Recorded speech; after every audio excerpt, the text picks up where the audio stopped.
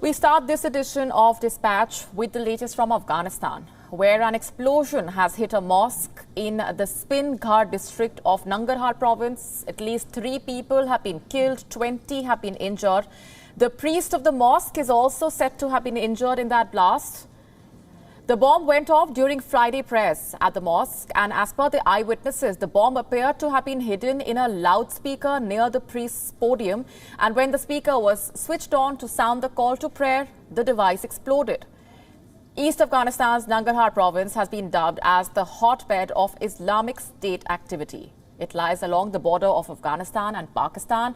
Nangarhar province is the place of origin of the Islamic State Khorasan, or ISIS-K.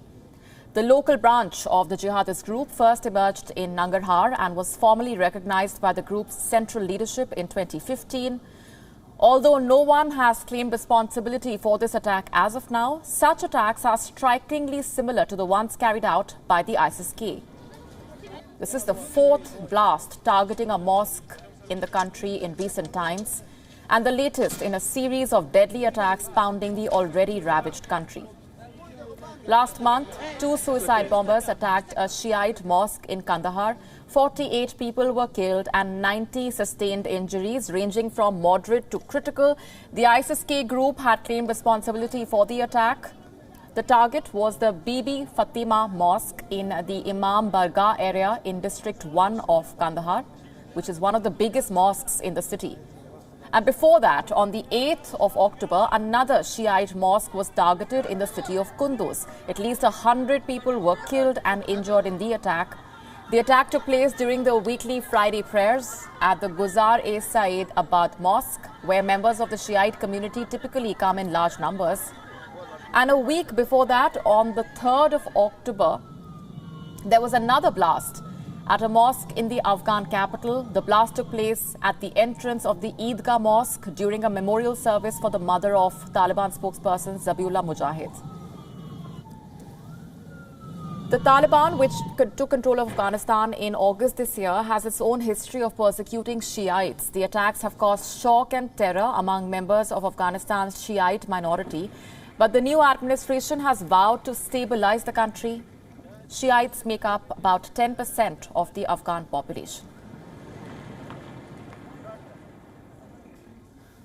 Our correspondent Anas Malik has been tracking all those developments in Kabul. He's now joining us live on the broadcast. Anas, this attack once again punching a hole in the Taliban's grand claims of securing stability in the country. What is the latest that you're gathering? Has there been any claim of responsibility? Absolutely, Molly. You rightly mentioned that that grandeur of a claim that the Taliban had been taking pride in of securing the entire country following their takeover.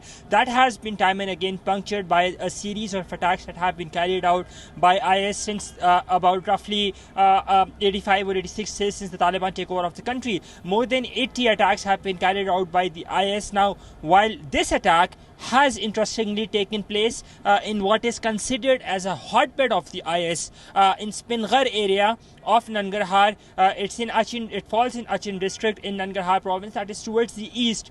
This area has been a hotbed of the IS, and in 2017 in Achin as well, we saw the then US administration dropping the mother of all bombs. As we speak, this the latest that we have is that about 20 people are confirmed injured, whereas 3 people are confirmed dead. The casualty figure is expected to rise. A Taliban official has confirmed at least 15 people being injured in this explosion. The nature of this explosion is still unknown, unclear. Whether it was an IED explosion, whether it was a suicide explosion, it is still unclear. Investigations on this matter is currently ongoing, whereas no organization has come forward as yet as we speak and claimed responsibility for this act of terror. Molly? All right, thanks very much for now, Anas. We'll, of course, keep coming back to you as and when we have further updates. WION now available in your country. Download the app now. Get all the news on the move.